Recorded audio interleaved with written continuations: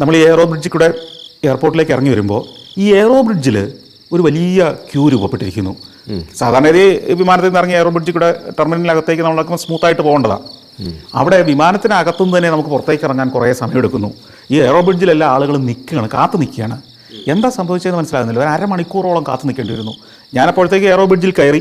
ബാക്കി പലരും എനിക്ക് പിന്നിലുള്ള ഒരു വിമാനത്തിൽ നിന്ന് എയറോ ബ്രിഡ്ജിലേക്ക് കടന്നിട്ടില്ല. വലിയൊരു ശതമാനം ആളുകൾ എയറോ ബ്രിഡ്ജിൽ ഇങ്ങനെ കാത്തു നിൽക്കുന്നു. ഇതെന്താ സംഭവം എത്ര ആലോചിച്ചിട്ടും മനസ്സിലാകും. നമുക്ക് കാണുന്നില്ല ഇതിൻ്റെ മറ്റേ ഈ എയറോ ബ്രിഡ്ജ് ഇത്തിരി വളഞ്ഞിട്ടൊക്കെയാണല്ലോ. കുറച്ചങ്ങ് കഴിഞ്ഞപ്പോഴാണ് മനസ്സിലാകുന്നത് ഈ എയറോ ബ്രിഡ്ജിൽ വെച്ച് തന്നെ വിസ പരിശോധന നടക്കുകയാണ്.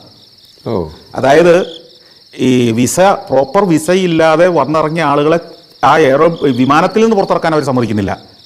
തിരിച്ച് വിമാനത്തിൽ പോയിരുന്നോളാനാണ് പറയുന്നത്. അപ്പം അങ്ങനെ ആരെയും ഞാൻ കണ്ടില്ല. പക്ഷേ എൻ്റെ വിസയും പരിശോധിച്ചു.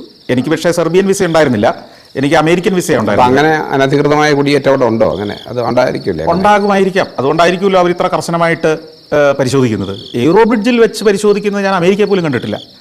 USA ആണല്ലോ സാധാരണഗതിയിൽ ഈ ഇമിഗ്രേഷൻ ഭയങ്കരമായിട്ട് പരിശോധിക്കുന്നിരുന്നാണ്. അവിടെ നിന്ന് ഇത് കുറേ സമയം പോയി എന്ന് മാത്രം. ശരിക്കും ഒരു 12 മണിയാകുമ്പോൾ നമ്മളവിടെ ചെന്നിറങ്ങുന്നതാണ്. ഒരു അരമണിക്കൂർ ഇതിനു വേണ്ടി സമയം പോയി. പിന്നെ ഇറങ്ങി ചെല്ലുന്നത് നമ്മൾ ഈ സാധാരണ എയർപോർട്ടുകളിൽ ചെന്നിറങ്ങുന്ന പാസഞ്ചേഴ്സും ആ വിമാനത്തിലേക്ക് കയറി പോകാൻ നിൽക്കുന്ന പാസഞ്ചേഴ്സും 2 നിലകളിലാണ്. ചെന്നിറങ്ങുന്നത് താഴത്തെ നിലയിലായിരിക്കും സാധാരണഗതിയിൽ, കയറാൻ നിൽക്കുന്നവർ മുകളിലത്തെ നിലയിലുമായിരിക്കും. അതായത് ഡിപ്പാർച്ചർ മുകളിലും അറൈവൽ താഴെയായിട്ടാണ്. ഇവിടെ അങ്ങനെയല്ല, അമേരിക്കയിലെ സിസ്റ്റം പോലെ തന്നെയാണ്. നമ്മൾ ചെന്ന് ഇറങ്ങുന്നത് വിമാനത്തിലേക്ക് കയറാൻ നിൽക്കുന്ന ആളുകളുള്ള ആ ഹോളിലേക്ക് തന്നെയാണ്.